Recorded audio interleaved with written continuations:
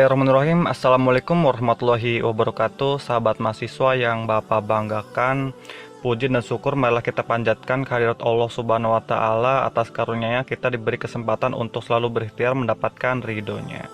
Salawat serta salam senantiasa tercurah kepada junjungan kita Nabi Muhammad SAW yang menjadi sosok suri teladan yang baik-baik kita semua umatnya. Pembahasan mata kuliah pada pertemuan ini bertujuan untuk mendalami pemahaman neraca aktiva dan pasiva dalam akuntansi syariah pada sahabat mahasiswa kedepannya sebagai pelaku akuntan atau praktisi di dunia kerja. Semoga sahabat mahasiswa kedepannya memiliki wawasan dan keilmuan yang mendalam di bidangnya dan menjadi praktisi profesional. Amin, amin, ya robbal alamin.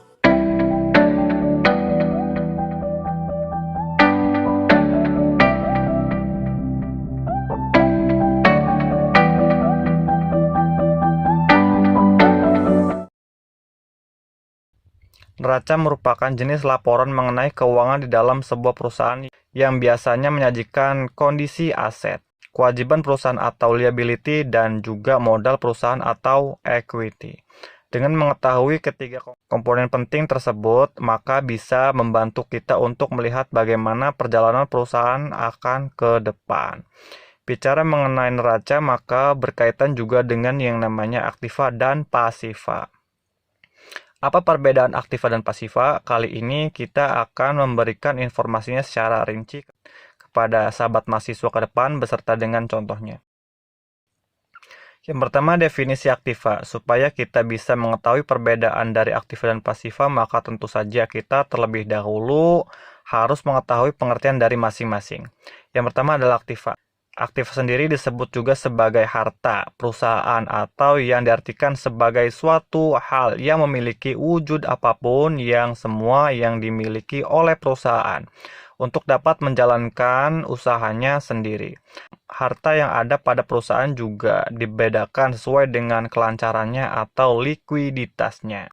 Supaya sahabat mahasiswa lebih mudah mengenal aktiva atau harta perusahaan, maka Bapak akan mencantumkan beberapa klasifikasi harta berdasarkan kelancaran atau likuiditas disertai dengan contohnya. Jadi poin yang pertama dari ciri-ciri aktiva di sini yaitu aktiva lancar.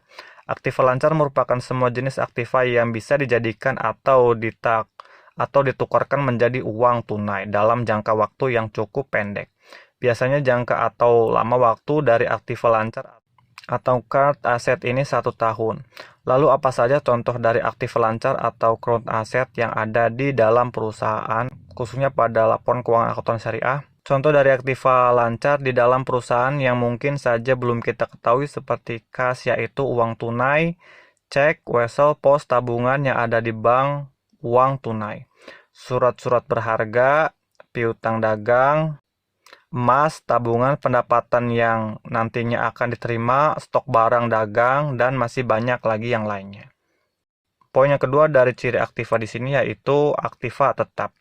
Setelah tadi membahas mengenai aktiva lancar, maka jenis aktiva kedua sesuai dengan likuiditasnya yaitu aktiva tetap, atau yang bisa disebut juga sebagai fixed asset. Aktiva tetap merupakan harta yang digunakan untuk menunjang kegiatan operasional perusahaan. Bisa diartikan juga sebagai kekayaan yang dimiliki oleh perusahaan, yang mana digunakan dalam jangka panjang. Aktiva tetap ini digunakan lebih dari 1 tahun dan digunakan untuk operasi perusahaan serta tidak untuk dijual atau ditukar dengan tunai. Apa saja contoh dari aktiva tetap? Contoh yang bisa kita ketahui dari jenis aktiva tetap di sini yaitu adalah tanah, mesin, gedung, maupun bangunan, peralatan kantor, alat angkut, kendaraan, operasional, dan lain-lain. Poin yang ketiga dari aktiva di sini yaitu aktiva tak berwujud. Jadi aktiva tak berwujud ini merupakan harta atau aset yang tidak memiliki bentuk nyata dan mungkin tidak bisa kita sentuh. Namun harta ini secara sah dimiliki oleh perusahaan dan dapat memberikan keuntungan bagi perusahaan. Contoh aktiva yang tak berwujud seperti hak paten, merek dagangan atau brand, hak cipta, franchise, dan yang lainnya. Itu contoh dari aktiva tak berwujud dalam neraca. Berlanjut ke poin berikutnya dari ciri aktiva di sini yaitu aktiva investasi. yaitu harta atau aktiva yang keempat adalah aktiva investasi, yang merupakan harta perusahaan yang diinvestasikan pada produk-produk investasi guna mendapatkan keuntungan bagi perusahaan.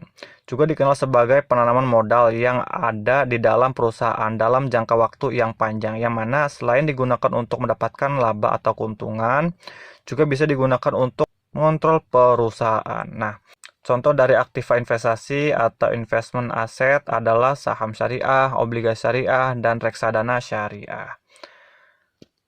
Lanjut ke poin berikutnya yaitu aktiva lainnya.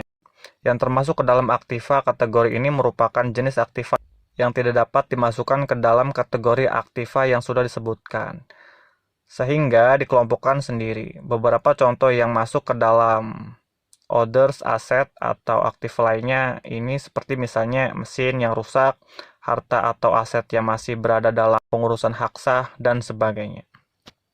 Oke, setelah kita membahas mengenai aktiva dan ciri-ciri dari aktiva, berikutnya kita masuk ke definisi pasifa. Pada poin kali ini Bapak akan memberikan informasi pada sahabat mahasiswa ke depan terkait pasifa atau definisi pasifa, sehingga sahabat mahasiswa bisa mengetahui perbedaan dari aktiva dan pasifa. Jadi pasifa sendiri bisa disebut juga sebagai kewajiban atau liabilitas atau hutang, dan dapat diartikan sebagai sebuah kewajiban perusahaan kepada pihak lain atau sering disebut sebagai pihak ketiga atau kreditur yang harus dibayarkan. Pasifa ini juga bisa kita ketahui sebagai sebuah pengorbanan yang dilakukan oleh sebuah perusahaan di masa mendatang.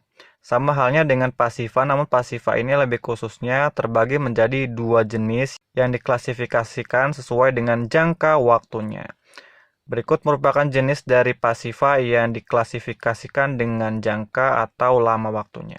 Jenis yang pertama dari pasifa adalah pasifa jangka pendek, yang juga disebut sebagai pasifa lancar. Di dalam perusahaan, pasifa jangka pendek adalah hutang yang harus dibayarkan atau dilunasi perusahaan dalam jangka waktu yang pendek. Biasanya jangka waktu 1 tahun. Dalam waktu 1 tahun itulah perusahaan sudah harus bisa melunasi hutangnya pada kreditur. Contoh dari pasifa jangka pendek atau pasifa lancar misalnya saja beban yang harus dibayar perusahaan, hutang dagang, hutang pajak, pendapatan yang diterima di muka oleh perusahaan, hutang wesel, dan sebagainya. Nah, setelah kita membahas dari pasifa jangka pendek, poin yang kedua dari jenis pasifa di sini yaitu pasifa jangka panjang. Jadi pasifa jangka panjang ini diartikan sebagai pasifa atau hutang ini merupakan kewajiban dari perusahaan yang dibayarkan atau dilunasi dalam jangka waktu yang panjang atau lebih dari 1 tahun. Pembayaran relatif lama atau panjang. Contoh dari pasifa jangka panjang di sini yaitu termasuk ke dalam jenis pasifa jangka panjang seperti misalnya saja hutang obligasi atau bond payable, kemudian hipotek, dan sebagainya, yang mana yang harus dicatat dalam akuntansi syariah, yang mana posisinya harus dicatat pada akuntansi, khususnya pada akuntansi syariah. Jadi, pada intinya, aktiva dan pasifa merupakan komponen penting selain modal atau kapital di dalam perusahaan, yang bisa menguntungkan bagaimana jalannya perusahaan di masa depan. Perbedaan mencolok dari aktiva dan pasifa adalah jika aktiva merupakan hal yang dimiliki atau dihasilkan oleh perusahaan, sedangkan pasifa merupakan hal yang harus dikorbankan atau dikeluarkan oleh perusahaan dalam memenuhi kebutuhan perusahaan.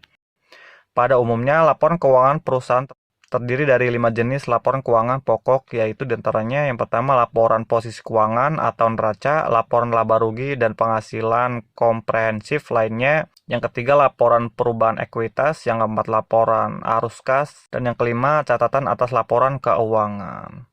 Tapi entitas syariah laporan keuangan yang disajikan selain laporan keuangan yang disebutkan tadi, ada laporan keuangan tambahan yang harus disajikan.